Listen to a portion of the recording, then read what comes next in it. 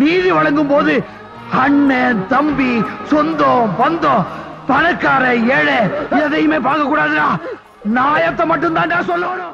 அனைவருக்கும் வணக்கம். அதிமுகவோட முன்னாள் அமைச்சர்கள் விஜயபாஸ்கர்கள் உட்பட பல முன்னாள் சட்டமன்ற நாடாளுமன்ற மாவட்ட செயலாளர்கள் அதிமுக விலகி தாவேக்காவில் இணையும் விழா இன்றைக்கு தாவேக்காவுடைய அமைச்சர் பெருமக்கள் முன்னிலையில் கோலாகலமாக நடைபெற்றுச்சு.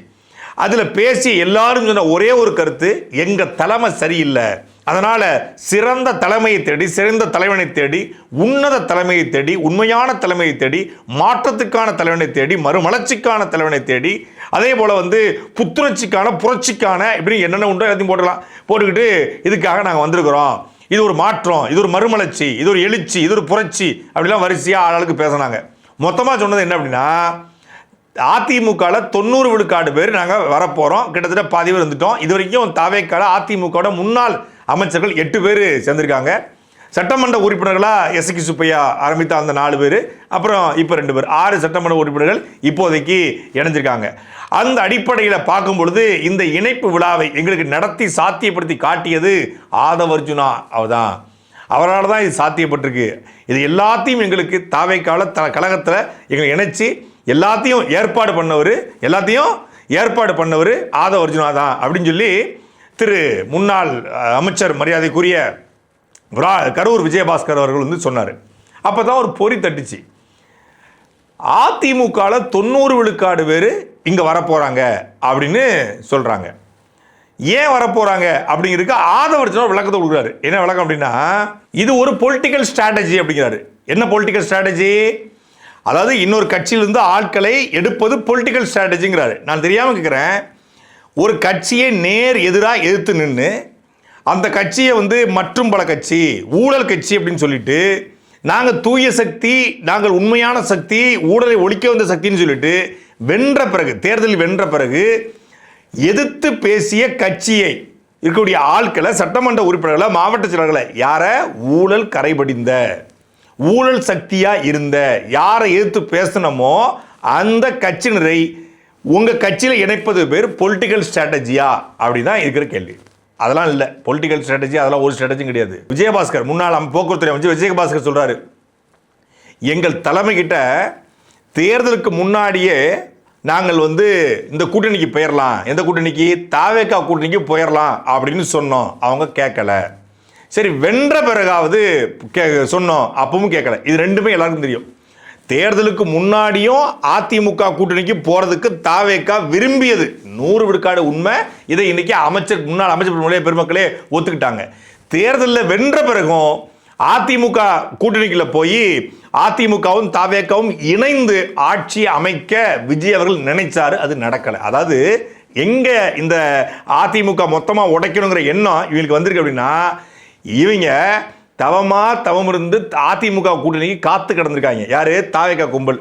சொல்ல போனா எலெக்ஷன் கேம்பெயினை விஜய் அவர்கள் தொடங்குவதற்கு முன்னாடி விஜய் அவர்கள் கூப்பிட்டு அதிமுக தரப்புல பேச்சுவார்த்தை நடத்திருக்காரு. பாஜக இல்லாத அதிமுக, நீங்க நான் வர தயாரா இருக்கிறேன் அப்படின்னு சொல்லியிருக்காரு முதல்ல. அப்புறம் பாஜக இருந்தாலும் பரவாயில்ல, அது நீங்களும் பாஜக தானே கூட்டணி, எனக்கு என்ன பிரச்சனை இருக்கு, 75 சீட்டு எனக்கு கொடுத்துருங்க, நான் வந்துடுறேன் அப்படின்னு இருக்காரு. அப்போ சரி, துணை முதலமைச்சர் நீங்க அப்படின்னு அறிவிச்சிட்டு சேர்ப்போம்னா, இல்ல முதலமைச்சர்னு சொல்லி இங்க ஆட்கள் எல்லாம் ஏற்கனவே பரப்பிட்டாங்க. இப்போ நான் துணை முதலமைச்சர் சொன்னா ஓட்டு விழாது, முதல்ல ஜெயிச்சிருவோம், அதுக்கப்புறம் யார் முதலமைச்சருங்கிறத அப்புறம் டிசைட் பண்ணி கொண்டு இருக்காரு. அது ஒத்துற முடியாது. நீங்க 75 சீட்டு தர முடியாது, துணை முதலமைச்சரும் தர முடியாது என்று எடப்பாடி பழனிசாமி அவர்கள் உறுதியாக நின்றதுனால தான் அந்த கூட்டணி வரல. இல்லைன்னா தேர்தலுக்கு முன்னாடியே அதிமுக கூட்டணிக்குள்ள யாரு? நம்ம தமிழ்நாடு முதலமைச்சர் தூய சக்தி உள்ள வந்திருப்பாரு. பாசிச பாஜக, கொள்கை எதிரி பாஜக, ஊழல் சக்தி மற்றும் பல சொன்னார்ல, அந்த மற்றும் பல கூட தான் இந்த சுறா உள்ள போகிறந்தாப்புல. ஆனால் நடக்கலை, சாத்தியப்படலை. இப்போ அங்கே ஈகோ கிளறுது. ஓ, என் கூடவே சேர மாட்டேன்றீங்கல்ல, என்னையவே புறக்கணிக்கிறீங்கல்ல, என்னையவே துணை முதலமைச்சர் கூட ஏற்றுக்க முடியாதுல்ல உங்களால் அப்படின்னு உடனே ஈகோ கிளம்புது. இப்போ திருப்பி தேர்தல் முடிஞ்சிருது. தேர்தல் முடிஞ்சோம், சரி கூட்டணிக்கு வரமாட்டேன்னு சொல்லிட்டாரு, கூட்டணிகளையும் கூப்பிட மாட்டேன்னு சொல்லிட்டாரு. அது மட்டும் இல்லாமல் தேர்தல் பிரச்சாரத்தில் அவரை மற்றும் பல ஊழல் சக்தி எல்லாம் விமர்சனம் பண்ணியாச்சு. ஆனால் அவர் ஒரு 47 எம்எல்ஏ வச்சுக்காரு. ஊழல் சக்தியாக இருந்தானே ஊத்த சக்தியாக இருந்தால் நமக்கு என்ன? நாரசக்தியா இருந்தானே, கோர சக்தியா இருந்தானே, பார சக்தியா இருந்தானே, வேற சக்தியா இருந்தானே, தூர சக்தியா இருந்தா நமக்கு என்ன? நமக்கு தேவை மலை. நல்லா இருக்கியா மலைங்கிற மாதிரி எம்எல்ஏ தான். இந்த எம்எல்ஏ வேணுங்கிறதுக்காக முதல்ல மே 4ஆம் தேதி வென்று முடிச்ச உடனே முதல் அழைப்பு ஆதவர்ஜுனா அண்ட் கோர்ட் இருந்து போனது எடப்பாடி பழனிசாமி தரப்பு. நீங்க இங்க வந்துருங்க, வந்தா உங்களுக்கு 15 அமைச்சர்கள். யாரு? விஜயபாஸ்கர் அமைச்சர், இந்த விஜயபாஸ்கர் அமைச்சர், அப்புறம் ஜெயிச்சதில் கிட்டத்தட்ட 15 அமைச்சர்கள், எடப்பாடி பழனிசாமிக்கு துணை முதலமைச்சர், எல்லாம் பேசப்படுது. நான் எதுக்கு உங்களை முதலமைச்சராக நான் வரணும் அப்படின்னு எடப்பாடி பழனிசாமியோட ஈகோ. அவர் போக மறுக்கிறாரு. எடப்பாடி பழனிசாமி வர மறுத்துட்டாரு அப்படின்னு சொன்னதுக்கு அப்புறம் தான் இவங்க என்ன பண்றாங்க, சிபிஐ, சிபிஎம், விசிகா, இந்திய யூனியன் முஸ்லீம் லீக்னு அலையோ அலைன்னு அலைகிறாங்க. கிட்டத்தட்ட 4 முறை கவர்னர் மாளிகை அலைகிறாரு. ஆட்சி வர்றது இழுத்துட்டே போகுது. காமராஜை தூக்குறாங்க, டிடி தினகரன் பேட்டி கொடுக்குறாரு, ஆளுநர் மாளிகையில் புகார் அளிக்கிறாரு, குதிரை பேரம் ஆகுது, ஆட்சி அமைக்கிறதுக்கு உரிமை கோரினாலும் ஆளுநர் வந்து நிராகரிக்கிறாரு, குறிப்பிட்ட எண்ணிக்கை இல்லைங்கிறாரு, புள்ளி வைக்கல, கோடு போடணும்னு சொல்லி ரிஜெக்ட் பண்ணிட்டே இருக்காரு.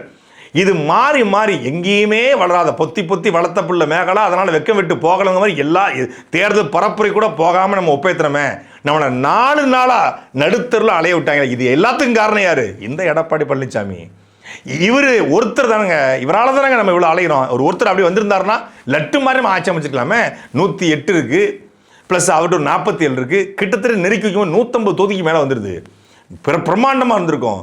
ஏற்கனவே அவங்களுக்கும் அமைச்சர் பெருமக்களுக்கு, முன்னாள் அமைச்சர்களுக்கு, அதிமுகவுக்கு எப்படி ஒரு கவர்னன்ஸை ஃபார்ம் பண்ணு தெரியும். நமக்கு எதுவுமே தெரியாது. ஏன்னா இந்த முறை ஜெயிப்போம்னு தாவேக்க நினைச்சு கூட பார்க்கல, கனவுல கூட நினைக்கல தாவேக்க இந்த முறை ஜெயிக்கும்னு. யாருக்கு? விஜய் கூட நினைக்கல. அதான் உண்மை. 31 ஜெயிப்போம், இந்த முறை ஏதாவது ஒரு 10 சீட்டு, 20 சீட்டு, 30 சீட்டு அடிப்போம், ஒரு 25 விழுக்காடு வருவோம், இல்லை எதிர்கட்சியாக கூட வருவோம்.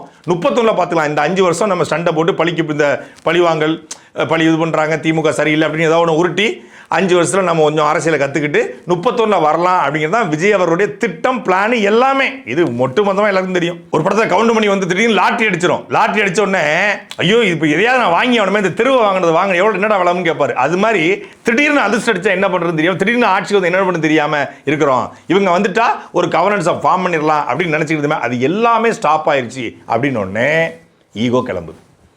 ஈகோ கிளம்பி நம்மளுக்கு கூட்டணிக்கு முன்னாடியும் வரலை, இப்பவும் கூட்டணிக்கு வரல. இவர் கூட்டணிக்கு வராமல் தான் நம்ம ஒவ்வொரு கட்சி அலுவலகமா தேர்தல் பரப்புரில் எதையும் மதிக்காமல் யாரையும் மதிக்காமல் தெரிஞ்சோம்.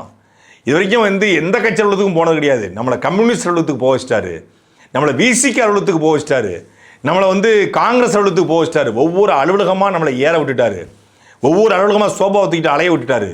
அதனால் இவரை ஒழிச்சு கட்டணும் அப்படிங்கிற தனிப்பட்ட வன்மம், ஈகோ. அதுக்கு பேர் இவங்க வச்ச பேர் தெரியுமில்ல, தனிப்பட்ட வன்மம், ஈகோவுக்கு பேர் பொலிட்டிக்கல் ஸ்ட்ராட்டஜி. பொதுவாக எல்லாரும் ஒரு கருத்து சொல்கிறாங்க இன்னைக்கு என்னன்னா, ஊழல் கரைபடிந்திருக்கிற விஜயபாஸ்கரை, ஊழல் கரைபடிந்திருக்கிற கரூர் விஜயபாஸ்கரை, ஊழல் கரைபடிந்திருக்கிற அதிமுக காரங்களை நீங்கள் நினைக்கிறீங்களே தூய சக்தின்னு சொன்னீங்களே, இதுதான் தூய சக்தியோட லட்சணமா? பனையூரில் எதுவும் வாஷிங் மிஷின் வச்சுருக்கீங்களா? வாங்க சார், எவ்வளோ பெரிய கரையாக இருந்தாலும், எவ்வளவு நீங்கள் ஊழல் பண்ணியிருந்தாலும், எவ்வளவு சொத்து குவிப்பு வழக்கு பண்ணியிருந்தாலும், எவ்வளவு நீங்கள் வந்து பார்ட்டி ஃபண்டு வாங்கியிருந்தாலும், எவ்வளவு நீங்கள் தேர்தல்களில் நீங்கள் வந்து மக்களுக்கு பணத்தை கொடுத்து ஓட்டு வாங்கக்கூடிய அந்த கலாச்சாரத்தை, அந்த வித்தைகளை கற்று வச்சுருந்தாலும், எங்கள் வாஷிங் மிஷினில் போட்டிங்கன்னா இந்த வெள்ளை சட்டை இருக்கிற மாதிரி அப்படி தூய்மையாக பளிச்சுன்னு கொடுத்துருவோம். நீங்கள் கரைவேட்டியோடு வந்தீங்கன்னா மஞ்சள் சிகப்பாக மாற்றி நேர்மையாக அவங்களை அனுப்பிச்சிடும் சார் அப்படிங்கிற வாஷிங் மிஷின் ஏதாவது பனையூரில் இல்லை பாலவாக்கத்தில் எங்கேயாவது விஜய் அவர்கள் வீட்டு பக்கத்தில் எங்கேயாவது வச்சிருக்காரா அப்படின்னு பல பேர் கேட்குறாங்க. அதாவது இவங்கெல்லாம் ஊழல் சக்தியாமா? யாரு? விஜயபாஸ்கர் அண்ட் விஜயபாஸ்கர் ஸ்கொயர் ஊழல் சக்தியாமா? இவர் தூய சக்தியாமா? இந்த ஊழல் சக்தி இங்கே போய் இவங்க எதுவும் வாஷிங் மிஷின் வச்சிருக்காங்க அப்படின்னு கேள்வி சரிதான், லாஜிக் சரிதான். ஆனால் இது தூய சக்தின்னு பேரில் சொல்லுது, அது தூய சக்தின்னு பேரில் சொல்லலை, அவ்வளோதான் வித்தியாசம். இன்றைக்கு இந்த ஊழல் சக்தி தூய சக்தியோடு இணைஞ்சிருச்சுன்னு சொல்லக்கூடிய இந்த நேரத்தில் விழுப்புரம் மாவட்டத்தினுடைய தாவேகா வழக்கறிஞர், தாவேகாவோட பெண் வழக்கறிஞர் ஞானசுந்தரின்னு நினைக்கிறேன், அவங்க சென்னை உயர்நீதிமன்றத்தில் ஒரு புகார் அளிக்கிறாங்க. என்ன தெரியுமில்ல, தமிழ்நாடு முழுமைக்கும் இருக்கக்கூடிய பல்வேறு நீதிமன்றங்களில் அரசு தரப்பு வழக்கறிஞர் நியமிக்க புசியானது தலைமையிலான ஒரு டீம் 35 லட்சம் ரூபாய் வாங்குது. ஒரு வழக்கறிஞர், இந்த ஜிபி பிபிமாங்க, அரசு தரப்பு வழக்கறிஞர் நியமிக்க, பப்ளிக் ப்ராசிக்யூட்டரை நியமிக்க 35 லட்சம் ரூபாய் வரைக்கும் வாங்குறாங்க. இது ஞானசுந்தரி சொல்லிட்டாங்க. நம்ம ஏற்கனவே பதிவு பண்ணோம் தமிழ்நாடு முழுக்கும். ஏன்னா திமுகவில் ஆட்சியில் திமுக காரங்களை போட்டிருந்தாங்க, கடந்த வாரத்தோடு அந்த கால அவகாசம் முடிஞ்சிச்சு. அவங்க எல்லாமே வந்து வெளியேறிட்டாங்க. புதிய அரசு தரப்பு வழக்கறிஞர்களை நியமிக்கணும். இப்படி அரசு தரப்பு வழக்கறிஞர்கள் நியமிக்க 35 லட்சம் ரூபாய் வாங்குறாங்கிற குற்றச்சாட்டு இங்கே மட்டும் இல்லை, மதுரையில், கோவில்பட்டியில், திருநெல்வேலியில், அதே போல் தஞ்சாவூரில், இப்படி பல்வேறு இடங்களில் இது குற்றச்சாட்டு எழுதுகிறது. தாவேக்கா கட்சிக்காரங்களே எழுத ஆரம்பிச்சிருக்காங்க. ஏன்னா தாவேக்கா தரப்பு வழக்கறிஞர் இருப்பாங்களே, சின்ன சின்ன பசங்க, அவங்க யாருக்குமே அது கிடைக்கல. யார் பணம் கொடுக்குறாங்களோ, யார் இன்ஃப்ளூயன்ஸ் பண்ணுறாங்களோ அவங்களுக்கு கிடைச்சிக்குது. இப்போ பணம் கொடுத்து அரசு தரப்பு வழக்கறிஞராக வரக்கூடிய ஒருத்தர் நாளைக்கு பார்ட்டிக்கிட்ட, எதிராளிகிட்ட பணம் வாங்காமல் நியாயமாக செயல்படுவாரா? பணம் வாங்க தான் செய்வார். 35 லட்ச ரூபா 40 லட்ச ரூபா கொடுக்குற ஒருத்தன் 5 லட்சத்துலேருந்து 35 லட்சம் வரைக்கும் கொடுக்கப்படுது. ஆளை பொறுத்து, ஊரை பொறுத்து கொடுக்கப்படுது. அப்படி கொடுக்கப்படும் போது அவர் நியாயமாக இருப்பாரா? அப்புறம் எப்படி தூய சக்தி, அப்புறம் எப்படி ஊழலற்ற சக்தி, அப்புறம் எப்படி கரைபிடியாத கரங்களுக்கு சொந்தக்காரர்கள்? ஒன்று வேணால் சொல்லலாங்க, எங்களுக்கு வாங்கிறதுக்கான ரூட் எப்படின்னு தெரியல. அதான் வாங்க தெரியாமல்ல, வாங்கிறது எப்படின்னு தெரியல. ஆனால் இவங்களுக்கு எப்படி வாங்கிறது எப்படின்னு தெரியும். சைலண்டாக வாங்கிறது எப்படி, சத்தம் இல்லாமல் வாங்கிறது எப்படி, வெளியே தெரியாமல் வாங்குறது எப்படி. இது வித்தைங்க, பழந்துன்னு கொட்டை போட்டவங்க. ஒருவேளை எனக்கு தெரிஞ்சு இந்த கும்பலுக்கு வாங்குறது எப்படின்னு தெரியல, எப்படி வாங்குறதுன்னு தெரியல, எவ்வளோ வாங்குறதுன்னு தெரியல. எப்படி வாங்குறதுன்னு தெரியும் எல்லாருக்கும், எவ்வளோ வாங்குறது, இந்த இதுக்கு எவ்வளோ வாங்குறது தெரியல. இவங்களுக்கு எவ்வளோ வாங்குறது, எப்படி வாங்குறது, யார்கிட்ட வாங்குறது, சத்தம் இல்லாமல் எப்படி வாங்குறது தெரியும். சார் நீங்கள்லாம் வந்து இவங்க கொஞ்சம் கற்றுக் கொடுங்க சார். கற்றுக் கொடுத்து நீங்கள் எப்படி வாங்குறது, யார்கிட்ட வாங்குறது அப்படின்னு சொல்லி கொடுத்தீங்கன்னா அவங்கெல்லாம் வாங்கிடுவாங்க அப்படின்னு சொல்லி இப்போ இவங்க சேர்த்துருக்காங்களா அப்படின்னு கேள்வி வருது. இது கூட ஒரு பேர் வைக்கணும், ஏன்னா தேசிய அளவில் கால் பதிக்க இருப்பதுனால, ஏன்னா கேரளாவில் கூட தொடங்குறாங்க. அதனால் இதுக்கு ஒரு புதிய பேர் வைக்கணும், தாவேக்காவுக்கோ இல்லை தாவேக்கா கூட்டணிக்கோ அப்படிங்கிற தீவிரமான ஆலோசனையில் விஜய் அவர்கள் இருப்பதா சொன்னாங்க. எதுக்கு தீவிர ஆலோசனை?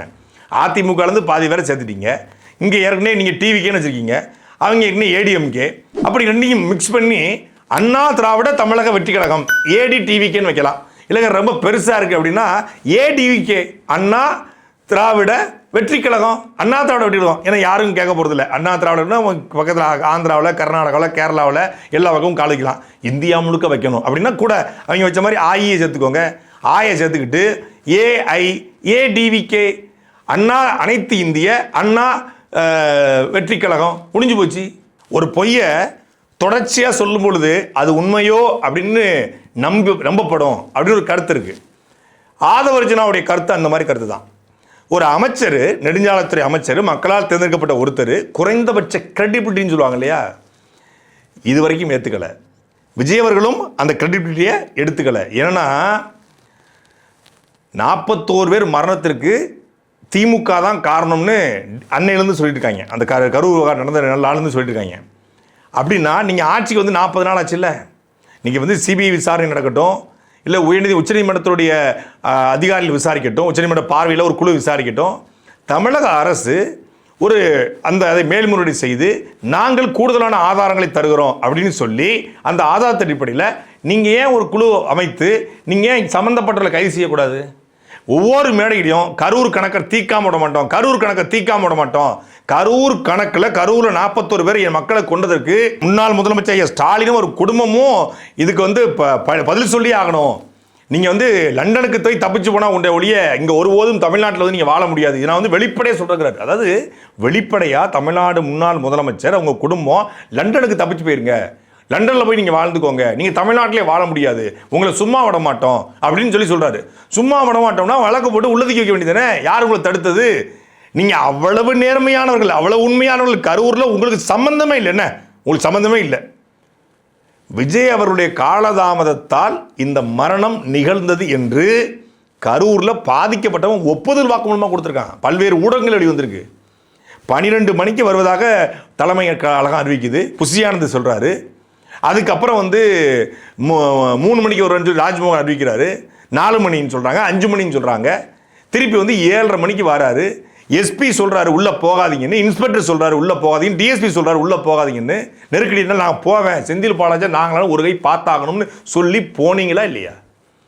எல்லாருக்கும் தெரியும். ஆனால் அப்பட்டமாக இதுக்கு எங்களுக்கு சம்பந்தமே இல்லைன்னு சொல்லிட்டு, அது மட்டும் இல்லாமல் கடலூர், தருமபுரி, கிருஷ்ணகிரி பல்வேறு ஊருடைய பிரச்சாரத்தை ரத்து பண்ணதுக்கான காரணமே காவல்துறை கைவிட்டுச்சாமா.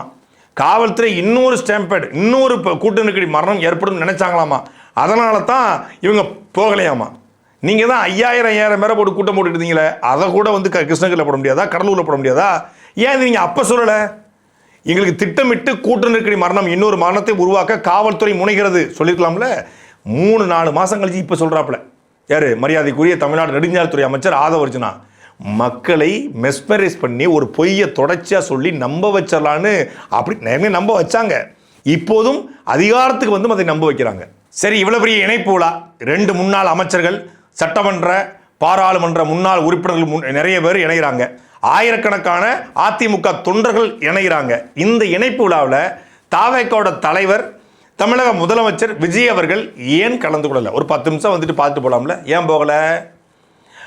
ஊழல் குற்றச்சாட்டு உள்ள வருமான வரி கட்டாத சொத்து குவிப்பு வழக்கு இருக்கக்கூடிய அமைச்சர்களை, பல்வேறு முறைகேடுகளில் ஈடுபட்ட முன்னாள் அமைச்சர்களை இணைச்சா விஜய் முன்னாடியே இணைந்த ஊழல்வாதிகள்னு வந்துடும். இதுதான் தூய சக்தியின் லட்சணமானு சொல்லி எல்லாரும் கேள்வி கேட்பாங்க என்ற ஒற்றை வார்த்தைக்காக நான் மட்டும் தான் நினைக்க மாட்டேன், ஆனால் நீங்கள் நினச்சிக்கோங்க அப்படின்னு சொல்லி எனக்கு தெரிஞ்சு கட்சியை நடத்துறது விஜய் அவர்களா இல்லை புஷி ஆனந்தா? புஷி ஆனந்த் தலைமையில் ஊழல் சக்தி இணையலாம், ஆனால் விஜய் இருக்கும்போது நேர்மை. அதுவும் என் பக்கத்தில் வந்தால் என்ன இவர் நெருப்பு, ஊழல்வாதியை பார்த்தா அதுவும் நெருப்பை பற்றி எரிஞ்சிடும். தாவேக்கால கிட தொண்டனுக்கு அரசியலுடைய அரிச்சோடி கூட என்னன்னு தெரியாது, அவனுக்கு வந்து கவர்னன்ஸ் என்னன்னு தெரியாது, அவனுக்கு வந்து சட்டசபைக்கும் பாராளுமன்றத்துக்குமான வித்தியாசம் தெரியாது, எம்எல்ஏவுக்கும் அமைச்சருக்குமான வித்தியாசம் தெரியாது, எம்எல்ஏவுக்குமான எம்பிக்குமான வித்தியாசம் தெரியாது, மாவட்ட செயலாளருக்கும் எம்எல்ஏக்கும் வித்தியாசம் தெரியாது. அங்கே அம்பாசமுத்திரத்தில் மாவட்ட செயலாளர் ஒருத்தன் அரசு பேருந்து கொடியரசு தூக்கி வண்டி அமைச்சிட்டு இருக்கான். என்ன நல்ல கவர்மெண்ட், அருமையான கவர்மெண்ட். மாவட்ட செயலாளர் அரசு பேருந்த கொடி அசைத்து துவங்கி வைத்தார். மாவட்ட செயலருக்கு வேலையான்னு சொல்லி கேட்கறதுக்கு இங்கே ஆள் கிடையாது. மாவட்ட செயலர் போயிட்டு அரசு பள்ளிக்கூடத்தில் உட்காந்துக்கிட்டு அவர் கேக் வெட்டி கொண்டாடிக்கிட்டு இருக்காப்புல, மாவட்ட செயலர் போயிட்டு போலியோ சொட்டு மருந்து ஊற்றிக்கிட்டு இருக்காப்புல. அது ஒரு பக்கம் நடந்துகிட்டு இருக்கு. தாவேக்காவுடைய கவர்மெண்ட்டுங்கிறது தமிழ்நாடே தாவேக்காவோட கவர்மெண்ட், அது தமிழ்நாடே தாவேக்காவோட கட்டுப்பாடு அப்படின்னு அவன் நினச்சி போயிட்டு இருக்கான். அந்த குரூப்புக்கு எதுவுமே தெரியாது. இவங்களுக்கு சேவை மனப்பான்மையோட தாவேக்காவுக்கு தொண்டிட்ட போயிருக்காங்க. இந்த கும்பலில் அதிமுகலேருந்து தொண்டர்கள்லாம் சேவை மனப்பான்மையோட இவங்க போன உடனே கருவேல மரம் நாடு முழுக்க இருக்காது, இவங்க போனதுக்கப்புறம் ஏரி குளங்கள் தமிழ்நாடு முழுக்க தூர்வாரப்படும், இவங்க போன உடனே ஒரு இடத்துல பிளாஸ்டிக் குப்பை கிடக்காது, இவங்க போனதுக்கப்புறம் ஒரு இடத்துல ஆத்துமல் கொள்ள, கனிம வள கொள்ள, இயற்கை வள சுரண்டல் எதுவும் நடக்காது, தைலமர காடுகளே இல்லாத அளவுக்கு இந்த தொண்டர்கள்லாம் போய் சேவை பண்ணுவதற்காக அங்கே போய், அது மக்கள் சேவை, பொது சேவை ஆற்றுவதற்காக, ஊழலாத உண்மையான நேர்மையான ஆட்சி அமைப்பதற்காக, அந்த ஆட்சியை தொடர்வதற்காக அதிமுக விலகி இந்த தொண்டர்கள் தாவே கணைஞ்சிருக்காங்க. பெரிய கடப்பார் எடுத்துங்க, காதில் சொருங்கடா. சாட்டை எடுத்து நாட்டை